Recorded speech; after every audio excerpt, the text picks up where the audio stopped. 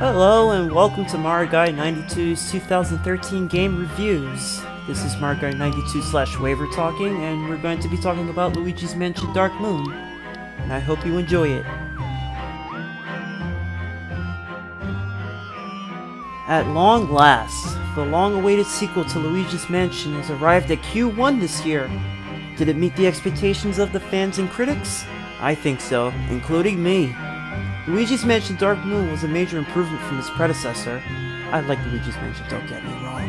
Though it is quite surprising since its developers were Next Level Games, the people who brought us the disastrous Mario Strikers Charge. Sorry, I didn't like it. In my honest opinion, I find this game to be an apology gift from Next Level Games. Here is the review for Luigi's Mansion Dark Moon. Luigi's Mansion Dark Moon takes a more humorous and lighter atmosphere compared to the prequel. Professor Elvin Gadd, or EGAD for short, made friends with the benevolent ghosts in a place called Evershade Valley, yet another newly added locale in the Mushroom World. Peace rests in Evershade Valley as long as a mysterious relic in the sky known as Dark Moon hangs forth and intact. Without anyone knowing, a mysterious ghost creeps into the valley and shatters the Dark Moon into 5 pieces. As the Dark Moon shattered, the naturally friendly ghosts had become hostile and destructive. EGAD was in a panic. There was only one thing for him to do: call a certain Ghostbuster. Luigi is just resting in his mansion, but then suddenly gets dragged into EGAD's lab. He must gather the 5 pieces of the Dark Moon and save his older brother Mario. EGAD sent Luigi to another ghost-busting adventure, much to Luigi's dismay. It is a simpler, more lighthearted story than Luigi's Mansion. I always enjoy a little simplicity.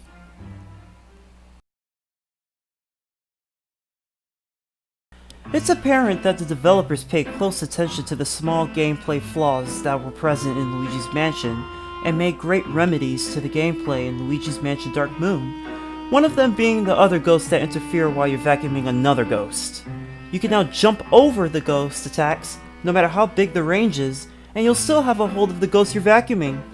Since Luigi's Poltergeist has been upgraded to 5000, you can now use the strobe light to paralyze ghosts within a 180-degree radius, and also boost your suction power when vacuuming ghosts. Luigi's Mansion Dark Moon plays more like a traditional Mario game. Having to travel to 5 mansions is similar to Mario and his pals traveling to numerous worlds. In these mansions are different missions that will ultimately lead to the boss of the mansion. All the missions and bosses are cleverly designed and give you just the right amount of guidance, not too obvious but still pretty cryptic.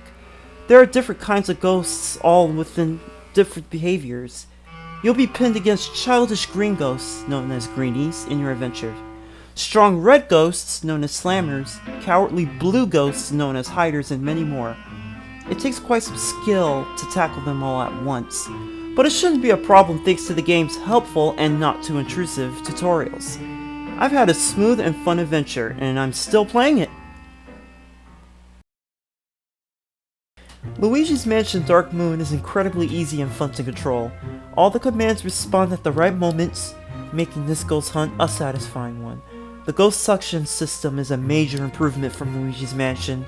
Instead of uncomfortably tapping the opposite direction of the ghost's position, you can just hold the stick and you'll be fine. Remember when I said that Luigi's Poltergeist has some upgrades? Well, now you have a power gauge that will cut down the ghost's RP, resistance points, I made that up, drastically. If they're tugging for a long time, use the Poltergeist 5000's power. They have also added a run button, so not only the adventure is smoother but faster. The controls are flawless and makes ghosts catching a breeze. Easily one of the best I've seen on the 3DS. There are many 3DS games with great graphics, but I have to say, nothing has topped this yet. Let's start with the characters. The characters look very crisp and they are nicely textured. The dev team has done a wonderful job capturing Luigi's cowardly and goofy expressions. They also knew where to time his expressions. If Luigi's in a room filled with ghosts, Luigi will have a look of discomfort. He even reacts to subtle things like thunder outside and says, "Whoa!" The ghosts are well designed too. Their facial expression changes depending on the circumstance. Now let's talk about the scenery. Each mansion has its own theme, and I think they've done a great job designing the themes while making it look spooky. The furniture and rooms are thoroughly detailed. They even put a lot of detail in areas that can't be explored. It must take a lot of dedication to design a 3DS game with as much detail as Luigi's Mansion: Dark Moon. This game has a wider soundtrack than its prequel. I like the paranormal scores, but most of them aren't very memorable to me. The Mansion song are the same songs, but has a different theme that matches the Mansion's theme. There are just some songs in the game that are real head stickers, one being the Skyscraper or Terror Tower in other countries. The game has very fitting music, but has some songs that escape me. The sounds are top-notch. The sounds of objects clanging and Luigi's footsteps aren't always the same, giving the game some authenticity. You know, it's a small detail, but, you know, I pointed it out. The characters' voices aren't too loud, and are perfectly balanced with the music. Kudos to the voice actors for funny grunts and screams, like the ghosts. Luigi's voice is the meat of the sound category. Listening to the yelps, screams from our lovable plumber just makes me laugh. One's being, "Hello, hello, what?" Yeah, so some like those, yeah. But anyway, the sound director and voice actors get major points in the sound department.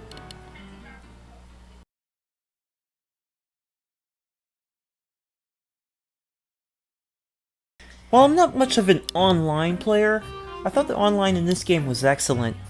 It has a bit of gameplay lag, but not enough to ruin the experience. When you're playing online, you gather up to 4 players, you could even play alone, and go through a tower busting ghosts, racing against time, and catch all the ghost dogs, known as polterpups, before time is up. Each time you clear a floor, you advance to the next floor. Doing this mode with random people worldwide was a pleasant experience for me. You can have your Luigi, I know it sounds weird, make shoutouts to help your fellow Luigi, yeah that sounds weird too, or give compliments. I don't like online play very much, but this game really hit the spot for me.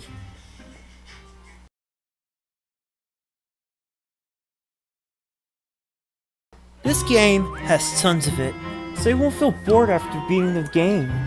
There are 13 gems in each mansion, a few I have yet to find. But anyway, they're cleverly hidden. This game also has a ranking system in each mission that's pretty reasonable, unlike Billy Hatcher. You can also try to collect all the special ghosts that are randomly generated in the Skyscraper/Terror Tower online mode.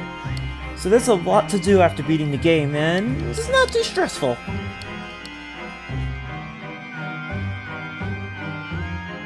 Whether you're not a fan of Luigi's Mansion or the Mario series as a whole, I still think you should buy it. It has high quality gameplay, good humor, wonderful controls, beautiful graphics, and a cute, earless ghost puppy. But seriously, I think this game holds its hand out to all types of gamers. Hey, Mario Guy 92/Waver here. As you can see, this was my first review and I plan to make more. So please drop me some feedback. Tell me how I can improve on my future reviews. And while you're at it, you can stop by my channel. I have different playthroughs, you know, solo playthroughs, and let's plays with my friends G-Bomber Flora and Chocola. So yeah, stick around for more.